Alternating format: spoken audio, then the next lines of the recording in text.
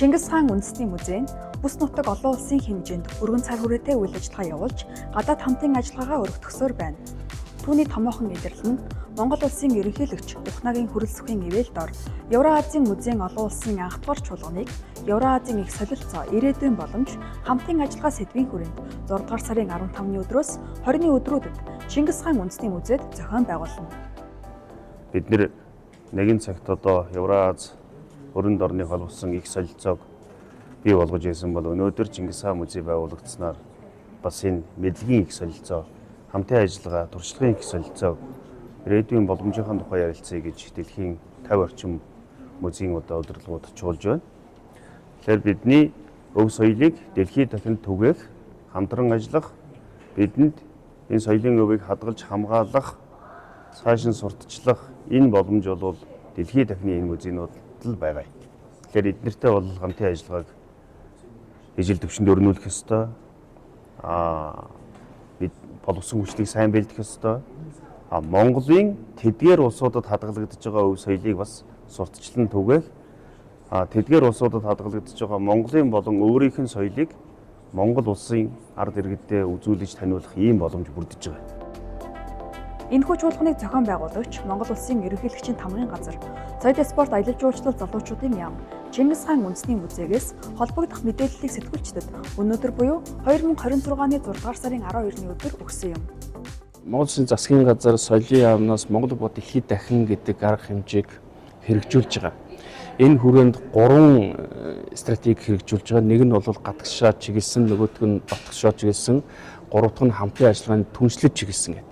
Энэ түншлэлийн хүрээний арга хэмжээ бол энэ одоо 2 хоног 3 хоногийн дараа эхлэх форумтай шууд холбоотой юм.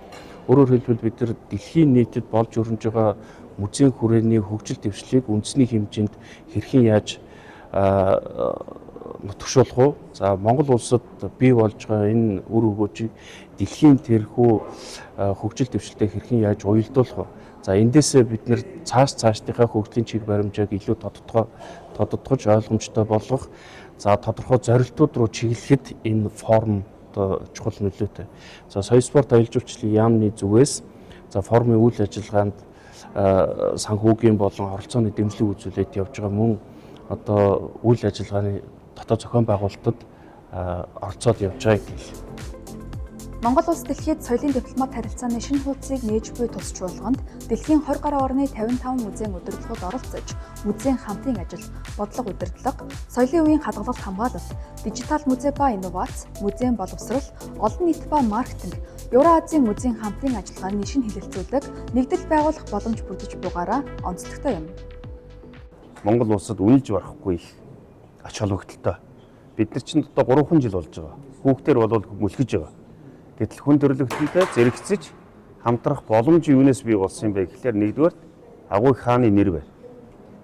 Хоёрдугаар манай музейн стандарт аюулгүй байдал хадгалт хамгаалалт боловсон хүчний чадамж нь олон улсын зэрэгэлд ойрхон очиж байна.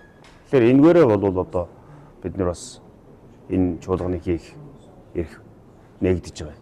Тэгэхээр Монгол улсад үнэлж баршгүй одоо их сайн соёлын хамтын ажиллагаа бий болно, зөөлөн хүчний бодлого болно, ойлголцол бий болно. Тэгээд энэ дэлхийн олон улсын музейн зөвлөлөөс энэ жил гаргасан үрээ бол хуваагдмал буюу үл ойлголцсон ертөнцийг нэгтгэх музей нэгтгэнэ гэж одоо гаргасан.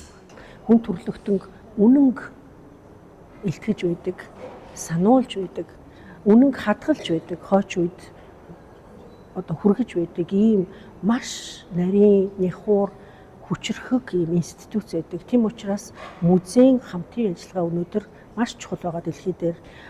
Ийм учраас Монгол улсын ерөнхийлөгч одоо энэхүү үйл ажиллагааг ивэлдээ авсан. 2026 онд олон улсын музейн зөвлөлөөс хуваагдмал дэлхийг нэгтгэж буй музейнүүд ураа дэвшүүлсэн нь өнөөгийн олон улсын түвшинд үүсэж буй соёл нийгэм, геополитикийн хуваагдлыг арилгах, харилцан ойлголцол, хүртээмжтэй байдал инх тайвныг бэхжүүлэхэд музейн гүйцэтгэх үүргийг онцолсон нь өгч чуулганы ач холбогдол утга агуулгатай нийцэж байна.